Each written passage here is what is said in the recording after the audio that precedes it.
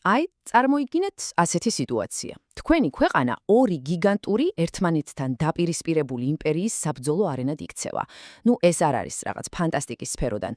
ეს იყო საქართველოს მწარე რეალობა მე-16 საუკუნეში. დღეს სწორედ ამ დრამატულ ეპოქაზე ვისაუბრებთ. ჩვენი დღევანდელი საუბრის საფუძველია ისტორიული მასალა, რომელიც ძალიან დეტალურად აღწერს მე-16 საუკუნის საქართველოს, ანუ იმ პერიოდს, როდესაც ერი ფაქტობრივად გადარჩენის ზღვარზე იყო. აბა როგორ უნდა გადარჩეს ერი, როცა ორი ზესახელმწიფო მის ტერიტორიაზე ცდილობს საკუთარი გავლენის დამყარებას. მე-16 საუკუნის საქართველოსთვის ეს, იცით, რაღაც თეორიული კითხვა კი არ იყო, არამედ ყოველდღიური სასიცოცხლოდ მნიშვნელოვანი პრობლემა.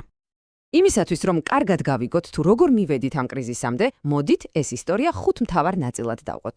ჯერ ვნახავთ, როგორ იყო დაშლილი სამეფო, მერე გავიცნოთ მისი მეზობელი იმპერიები, ვნახავთ, როგორ აღმოჩნდა საქართველო მათ შორის მომწყვდეული, გავაანალიზებთ საბედისწერო ძავს და ბოლოს შევაფასებთ მის შედეგებს. კარგი, სანამ დიდ იმპერიებზე გადავალთ და გარე საფრთხეებზე ვისაუბრებთ, ჯერ აუცილებლად უნდა გავიგოთ, რა ხდებოდა თვითონ ქვეყნის შიგნით.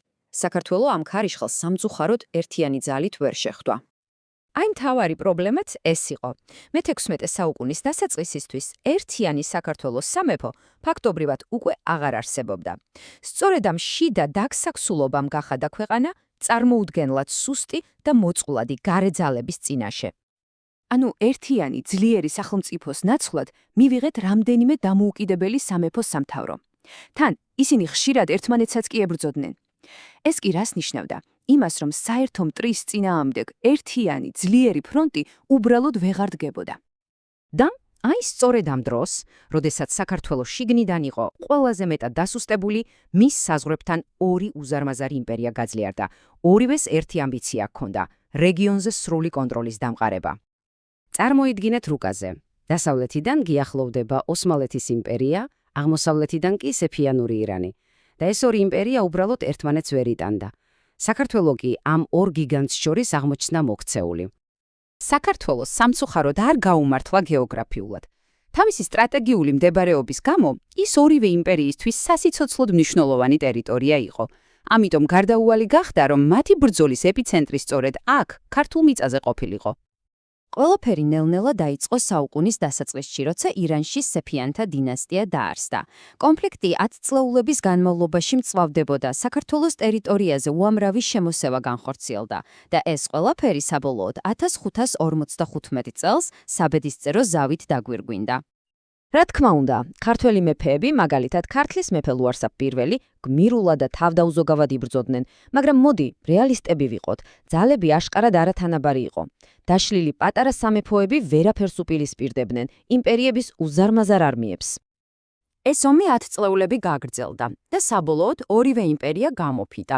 მიხვდნენ, რომ საქართველოსთვის ბრძოლის გაგრძელებას აზრი აღარ ჰქონდა და მათთვის ბევრად უფრო ხელსაყრელი იყო უბრალოდ გაეყოთ ის.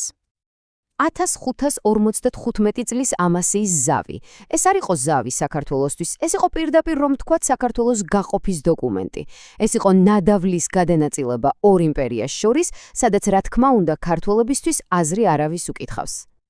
ამ ხელშეკრულებამ ფაქტობრივად შუაზე გაჭრა ქვეყანა. ერი ორ გავლენის სფეროთ დაიყო. აღმოსავლეთი, ანუ ქართლი და კახეთი, ირანს ერგო, ხოლო დასავლეთი, იმერეთი და სამცხე-საათაბაგო ოსმალეთს.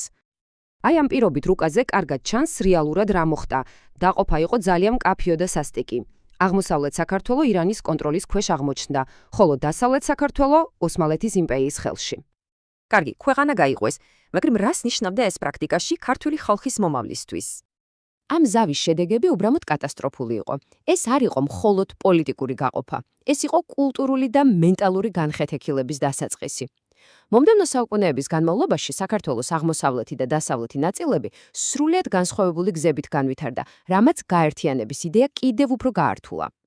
საქართველოს ისტორია კი გვიჭვენებს თუ რაოდენ წარმოუდგენლად რთულია შეინარჩუნო საკუთარი თავი, როცა შენს ბედს სხვები წყვეტენ და ეს ყველაფერი გვიტოვებს მარადიულ კითხვას, რა საჭირო ერის გადასარჩენად, როდესაც ის უდიდესი იმპერიების ინტერესების ეპიცენტრში ექცევა.